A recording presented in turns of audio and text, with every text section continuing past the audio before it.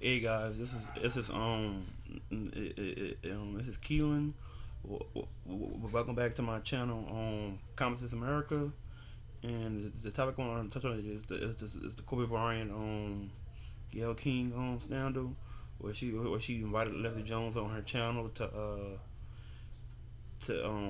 question her about his alleged rape case, and once the case was dropped, as you already know. And I'm only gonna update. I want to talk about uh, um the rapper Snoop Dogg apologized to her, to Gayle King. My personal opinion, I don't think he should have apologized. I, what I think is that his initial video when she cussed her out and criticized her about coming after Kobe Bryant's legacy, I think was correct. And he didn't have to use profanity and cuss at her, which is why I think a lot of people, a lot of females, a lot of people were mad and mad at him for doing that.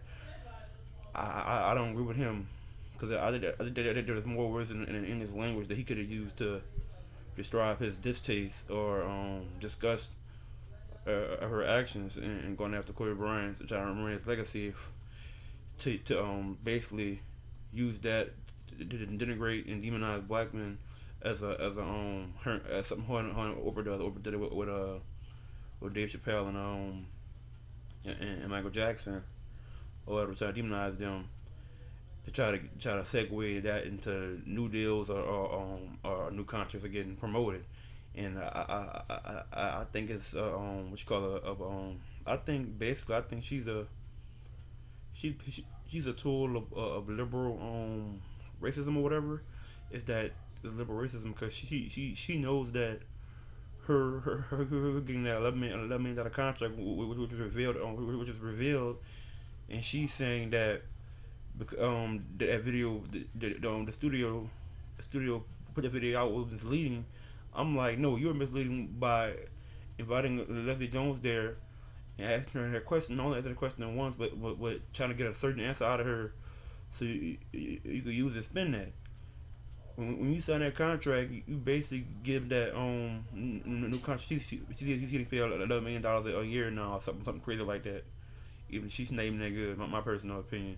But yeah, I'm pretty sure that, if she had told us he was gonna ask that question about that, knowing that he hadn't been dead that long yet, and people are still, I don't know, a lot of his fans, but a lot of his that's close to him, like his friends and his wife and surviving daughters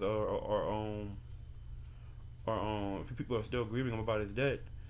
She shouldn't do some foolishness like this, and that whole I stand with Gail foolishness. I think there was some PR firm or whatever that started the hashtag, because I don't know when that crap started, but yeah, basically, and you got Susan Rice and threatening Snoop Dogg life or whatever, or foolishness and all that. They basically got people to help her, basically, got all these L Sharpton fake ass. Um, so that's basically what I want to touch on. I think the black community is tired of people using us and abusing us, and using it as a stepping stone to further their own career or their agendas. And me personally, I'm gonna say something that I think, if you study Malcolm X, he talked about he talked about the conservative being the foxes, or white conservatives being the foxes, in regards to their racism. They're upfront about it and let you know how they feel about black people. And you got the white liberals who are like a fox in the hen house, because their racism. They give the illusion that they're actually helping black folks. Actually, they're reinforcing their agenda, which is white supremacy, by getting black women and black men to uh, demonize each other, and you getting, especially getting black men to like Terry Crews, for example, in him getting used to to delegitimize Gabrielle Union's claim racism against whatever studio, whatever her America Got Talent, where she was pursuing one to sue legal action against, and then you have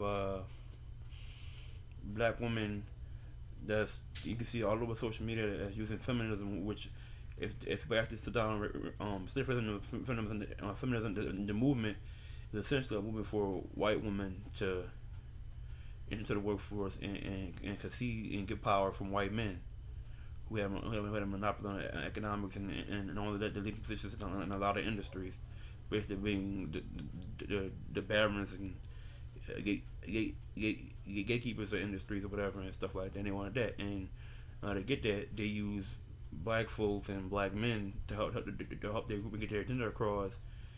And then once that was accomplished, they threw us threw black women to the waistbands of history or whatever. And I think on and on that a lot of black women are actually realizing that, and me personally, and rebranding feminism, like breaking off from their group. I think a clear present example of this is what happened during the Women's March, where you had Linda Sarsour and others who were basically dethroned or deposed over them being anti-Semitic by having the Nation of Islam guards using them as security or whatever, and they use it to get rid of women of color or black women specifically because they were allied or they want to denounce anything Minister Louis Farrakhan was preaching or talking about. You may not agree with a lot of Minister Louis Farrakhan's teachings, but the man speaks facts, and what the Nation of Islam has done for the black community has been, my personal opinion, has been miraculous. If you actually like interacted with them and went to some of their stores or whatever, in their stores and so how they operate, which I think is a lot of black community need to get on code. At least some of the, at least how they operate and carry themselves in terms of how they act in public and how they treat other black folks and how they promote and how they treat the women or whatever. So that I want to touch on. So basically, that's all I want to say, family. I mean, that's all I want to say. I hope you guys are having a good day, enjoying your Valentine's Day. Well, the rest of y'all Valentine's Day, because I'm making this video at around at 10:40 something. So, um, like, comment, and subscribe.